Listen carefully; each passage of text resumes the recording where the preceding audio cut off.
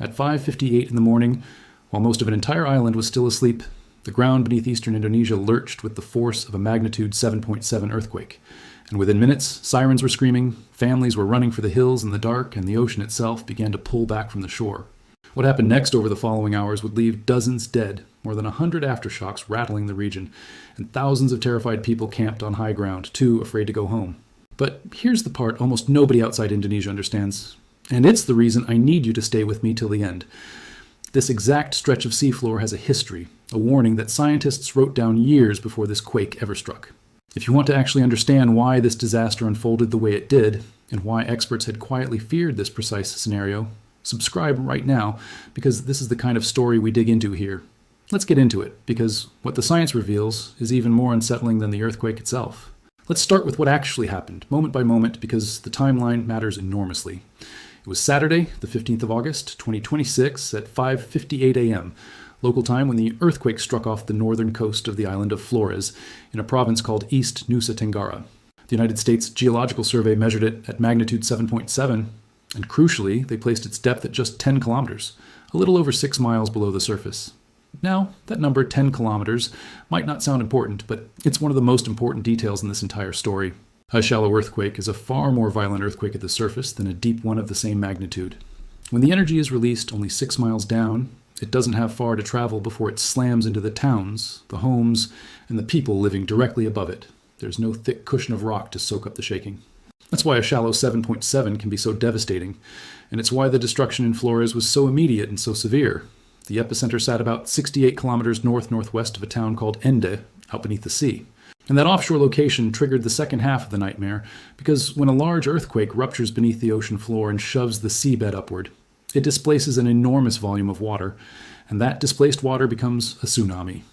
Indonesia's Meteorological and Geophysical Agency, known as the BMKG, moved fast.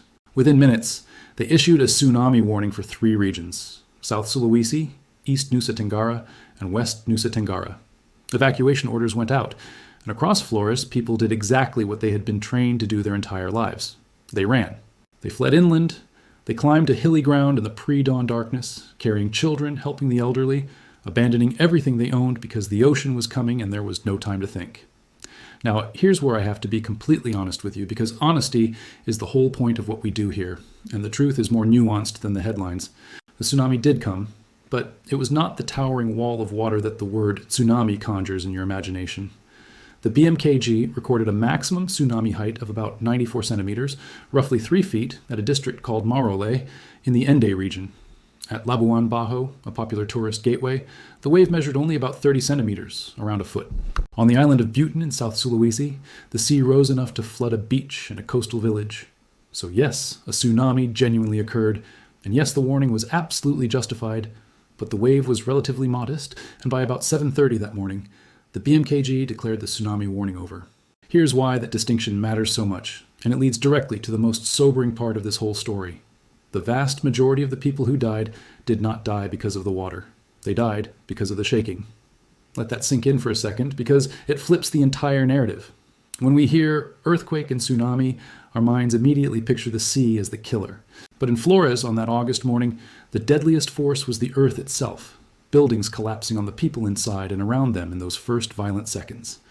And I want to walk you through exactly what that looked like on the ground, because these were real people in real towns whose morning was shattered without warning. Before I do, though, I want you to hold on to a question that I'm going to answer later. And it's the question that turns this from a news story into something genuinely chilling. Why were scientists already watching this specific fault? Keep that in the back of your mind, because the answer changes everything. So let's go to the towns. The death toll, according to Indonesia's National Disaster Agency, the BNPB, climbed to at least 38 people killed, with more than 20 injured. The governor of East Nusa Tenggara reported the majority of those deaths on Flores itself, and the single most heartbreaking cluster came from East Manggarai Regency, where 14 people were killed by a single collapsing building. 14 lives in one structure in one moment. In the Riau district of Manggarai, at least 8 more people died. In a coastal town called Maumere, a maritime passenger terminal, the kind of place packed with travelers even early in the morning, collapsed, killing 2 people and injuring 5 others, as hundreds of passengers waiting inside were struck by falling debris. Think about that scene for a moment. A crowded terminal, an ordinary Saturday, And then, in an instant, the ceiling is coming down on people who were simply waiting to catch a boat. The damage rippled across the whole island. In the town of Ruteng, buildings were damaged throughout, including the local airport, the Fransels Lega Airport, where the ceiling partially collapsed.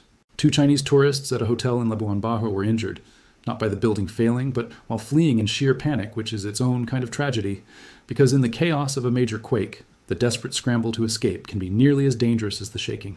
Roads across Flores became impassable, cutting off entire routes between towns like Ende and Nagakeo, and between Ende and Mamer. And that detail is not a small one.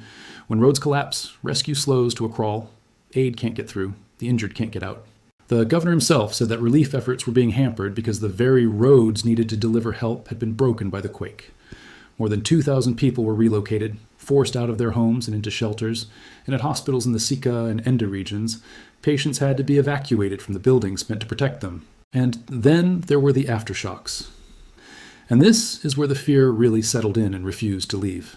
This wasn't one violent jolt followed by calm.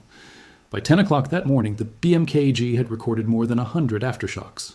Some reports put the count at over 111. At least 7 of those aftershocks exceeded magnitude 5.0, and the largest reached around magnitude 6.1, which, on its own, on any ordinary day, would be considered a significant, damaging earthquake. Now imagine living through the main shock, watching buildings fall, running for the hills, fearing a tsunami, and then having the earth heave beneath you again and again, over 100 times, all through the day. Imagine being too frightened to walk back inside your own home because you have no idea if the next aftershock will be the one that brings the weakened walls down on top of you. That is why, long after the tsunami warning was lifted, so many residents of East Manggarai stayed up in the hills. It wasn't the water they feared anymore. It was the ground. So here's a question I genuinely want you to think about and answer in the comments, because it reveals something about how differently we experience risk. If you lived in a place where the earth shook more than 100 times in a single day, would you go back inside your home that night? Or would you sleep outside in the open, where at least nothing could fall on you?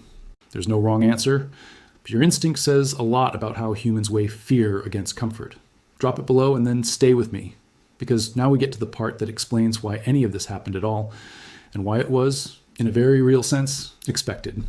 To understand this earthquake, you have to understand where Indonesia sits on the planet, because geography is destiny here. Indonesia lies squarely on what's called the Pacific Ring of Fire, a vast, horseshoe-shaped zone around the Pacific Oceans that is home to the overwhelming majority of the world's earthquakes and active volcanoes. The country is caught in a slow-motion collision between some of the largest tectonic plates on Earth, including the Eurasian, the Pacific, and the Australian plates. These plates are constantly grinding against and diving beneath one another, and all of that pressure has to go somewhere. When it releases as an earthquake. This is not bad luck. This is the fundamental permanent geological reality of living in the Indonesian archipelago, and it's why the region is one of the most seismically active places on the entire planet. But this particular earthquake didn't come from the giant, famous subduction zone that most people associate with Indonesia's biggest disasters. It came from something more specific, and this is the detail that makes the story so remarkable. The BMKG identified the culprit as the Flores back arc thrust fault. Now, without getting lost in the jargon, here's what you need to know. Most of the collision between the plates in this region is absorbed along the main subduction zone to the south, but not all of it. A small portion of that relentless tectonic pressure gets pushed to the north side of these islands, and it accumulates along this back arc thrust fault, a fault that runs along the northern coast of the Lesser Sunda Islands, right where Flores sits. It's a bit like a door frame under strain. Most of the force goes through the main hinge, but some of it builds up in a secondary joint, and eventually that joint gives way too. And here's the answer to the question I asked you to hold on to. The reason scientists were already watching this fault, the detail that transforms this from a random tragedy into something almost prophetic.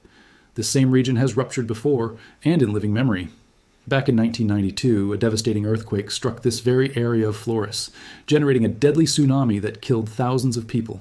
That 1992 quake ruptured the eastern segment of this back arc thrust. But the western segment, the neighboring stretch of the same fault, did not break in 1992. It stayed locked. It kept absorbing pressure year after year, decade after decade. And scientists studying this fault had specifically evaluated that western segment and estimated it was capable of producing an earthquake as large as magnitude 7.8 to 7.9. Read that again. Researchers had, in effect, written down a warning. This piece of the fault is loaded, and when it goes, it could produce a quake in the high 7 range. On August 15th, 2026, it went, at magnitude 7.7, almost exactly within the window they had predicted. This is the part that should give you chills, and it's the deeper reason I made this video. This earthquake was not a surprise to the people who study the Earth. It was a scenario they had modeled, feared, and quietly warned about. The fault told its story in the historical record. This area alone has experienced dozens of earthquakes larger than magnitude 6.0 over the past century, and more than 10 of them generated tsunamis. Eastern Indonesia, in fact, has been struck by more tsunamis than the more heavily studied western part of the country. The danger was known, the vulnerability was documented, and that raises a question that hangs over every seismically active region on Earth, from Indonesia to Japan to California. If we can identify these ticking faults, why is it still so hard to save more lives? The answer reveals both how far earthquake science has come and how far it still has to go. Here's the hard truth about earthquake prediction, and I want to be very clear and very honest about it, because there's a lot of misinformation out there. Scientists cannot predict earthquakes. Not in the way you might hope. No one can tell you that a specific fault will rupture next Tuesday at noon. What scientists can do is something different but still incredibly valuable. They can assess hazard. They can study a fault, measure how much strain it's accumulating, look at its history of past ruptures, and estimate the maximum size of earthquake it's capable of producing and the general likelihood over long timescales. That's exactly what happened with the Flores back arc thrust. They knew the western segment was locked and loaded. They knew roughly how big it could get. What they could never know was the precise day and hour it would let go. That's the frustrating, humbling limit of the science. We can point to the loaded gun. We just can't say when the trigger will be pulled. But that knowledge is not useless. Far from it. It's the foundation of everything that saves lives. It's why Indonesia has invested in tsunami warning systems that can detect a major offshore quake and blast out alerts within minutes, exactly as happened on August 15th. It's why coastal communities in Flores run evacuation drills, why people knew instinctively to flee to high ground the moment the shaking stopped. And it worked. Think about it. A magnitude 7.7 earthquake struck a populated island at dawn, and while 38 deaths is a genuine tragedy that should never be minimized, that number could have been catastrophically higher without those warning systems and that ingrained culture of preparedness. Compare it to the 1992 quake in the same region, which killed thousands, and you can see the difference that decades of investment in warning technology and public education can make. The science can't stop the Earth from shaking, but it can give people those precious few minutes, and in a disaster, a few minutes is the difference between life and death. Now let's talk about why the tsunami, in this case, stayed relatively small, because understanding this actually deepens your appreciation of the science rather than diminishing the event. Not every underwater earthquake produces a giant tsunami, and the size of the wave depends on several factors. How much the seafloor moved vertically, how shallow the rupture was, the shape of the coastline, and the depth of the water.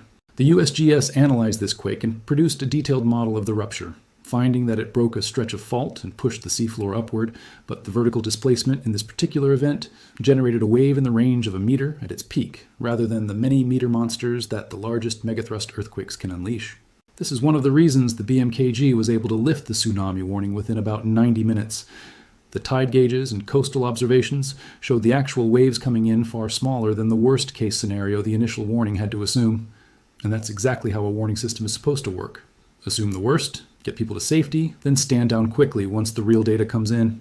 Better to evacuate for a 3-foot wave that turns out to be harmless than to gamble with people's lives. Step back and look at the full picture, and a profound lesson emerges. One that stretches far beyond Indonesia and speaks to anyone, anywhere, who lives near a fault line, or a coast. The Earth had been warning about this fault for years in the only language it speaks. The slow accumulation of strain, the record of past ruptures, the unbroken western segment sitting next to the one that failed in 1992. The scientists heard that warning and translated it into hazard maps and building codes and evacuation plans. And when the fault finally gave way, those preparations were tested in real time. And they held far better than they would have a generation ago. But the tragedy is that they couldn't hold perfectly. Buildings still collapsed. People still died, most of them crushed in those first violent seconds before any warning could possibly help. Because a tsunami warning can get you away from the water, but nothing can protect you from a building falling on you the instant the shaking begins. That's the frontier where earthquake safety still fights its hardest battles, not in the ocean, but in the strength of the structures we live and work inside. And this is where I want to bring it home to you, wherever you're watching from, because it's easy to see a disaster on the other side of the world as something that happens to other people in faraway places. But the forces at work in Flores are the same forces at work under California, under Japan, under Turkey, under Chile, under any of the hundreds of millions of people who live within reach of a major fault. Every one of those places has its own version of the floor's back arc thrust, a fault that scientists are watching, that has a history that is slowly loading up for a future rupture no one can time precisely. The question every one of those communities faces is exactly the one Indonesia has been grappling with for decades. How do you prepare for a certainty whose timing is unknowable? The answer isn't fear. Fear is useless. The answer is preparation. Knowing your evacuation route, securing the heavy furniture in your home so it can't crush you, understanding whether the building you live in was designed to withstand shaking, and taking the drills seriously even when they feel like an inconvenience. Because the people of Flores who survived did so in many cases, precisely because they knew what to do and did it without hesitation. So let me tie together the threads I opened at the very beginning, because I promised you that the science was more unsettling than the earthquake itself, and now you can see why. A magnitude 7.7 earthquake struck off Flores at dawn on August 15th. It killed at least 38 people, injured more than 20, damaged airports and hotels and homes and hospitals, severed roads, and triggered a tsunami that, while modest at under a meter, was serious enough to justify the evacuation of 3 entire regions. It unleashed more than 100 aftershocks in a single day, keeping thousands of people out of their homes in fear. And all of it happened on a fault that scientists had specifically identified as dangerous, on a segment they had estimated could produce a quake of very nearly this exact size. The Earth kept its grim appointment. The only thing no one could tell you in advance was the date. That's the truth at the heart of this story. And it's why I never want to just show you the wreckage and move on. The wreckage is the easy part to film. The meaning is what matters. The fact that this planet is alive beneath our feet, constantly moving, constantly building and releasing pressure, and that the people who study it are locked in a quiet, patient race to understand its warnings before the next one arrives. Indonesia will rebuild, as it always has. The people of Flores who fled to the hills will come back down, repair their homes, and go on living in one of the most beautiful and most dangerous corners of the Earth, because it is their home.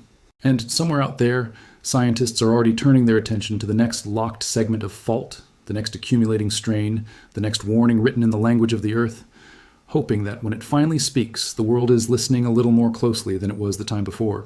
Before you go, tell me one thing in the comments, because I read them and I'm genuinely curious. Do you live somewhere with earthquake risk? And if you do, have you ever actually made a plan for what you do, or is it one of those things you keep meaning to get to? Be honest. Sometimes just saying it out loud is the first step toward actually being ready. If this breakdown helped you understand not just what happened in Indonesia, but why it happened and what it means for the rest of us, then that's exactly what we're here for. This is R for Rules, where we go past the headlines to the real story underneath. Do me a quick favor and hit that like button, because it genuinely helps more people find this. Subscribe so you don't miss the next one. Drop that comment so we can keep the conversation going. And take a moment today to think about whether you and the people you love would actually know what to do if the ground started moving. Stay safe, stay curious, and I'll see you in the next one.